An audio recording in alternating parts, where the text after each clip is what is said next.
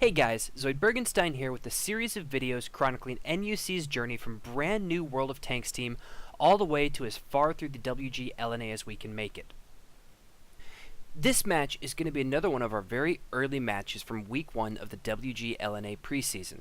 We're going to be up against DPUSA on the map Himmelsdorf. Now, our tank composition is very similar to what we continue to run.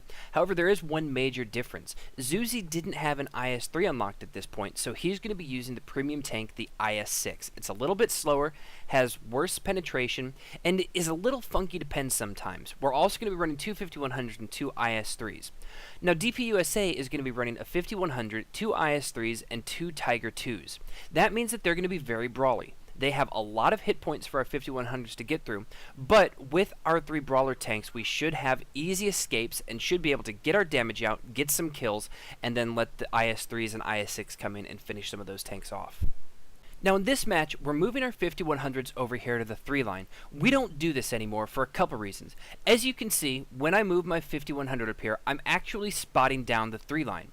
Now that is going to give me some spots on these tanks, but we found that Vash in his T1 can get those spots just as easily. When I do get a spot over here with my 5100, I get spotted as well. So I don't have shots, I can't punish, and now I've given the location of one of our 5100s that we could have concealed for no real advantage. Because we get those spots over there, we are going to keep our 5100s on 3 line, just in case they decide to push down that line.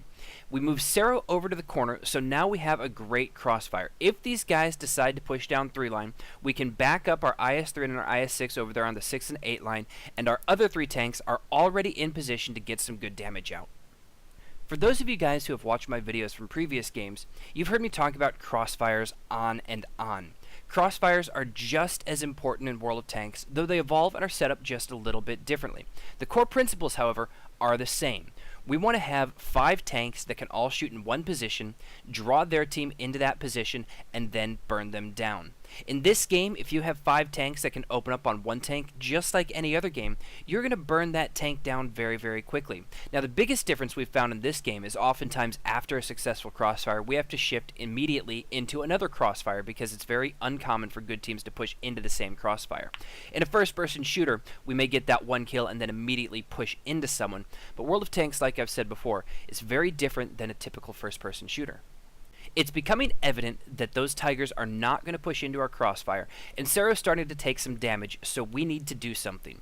We do see an opportunity here. We know that the rest of their tanks are far down 3 lines, so our 5100s can cross without taking any damage, and we can get on these Tigers and burn them down.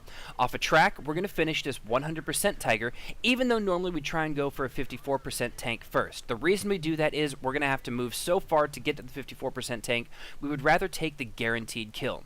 Now, fortunately, there's still just a little bit of that Tiger visible.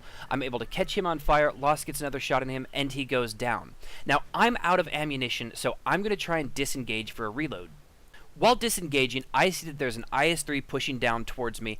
I'm going to be able to make it out of here safely, but he's going to cut Lost off, and Lost is eventually going to go down, although he does a great job staying alive as long as possible, keeping one tank chasing him instead of on our other guys.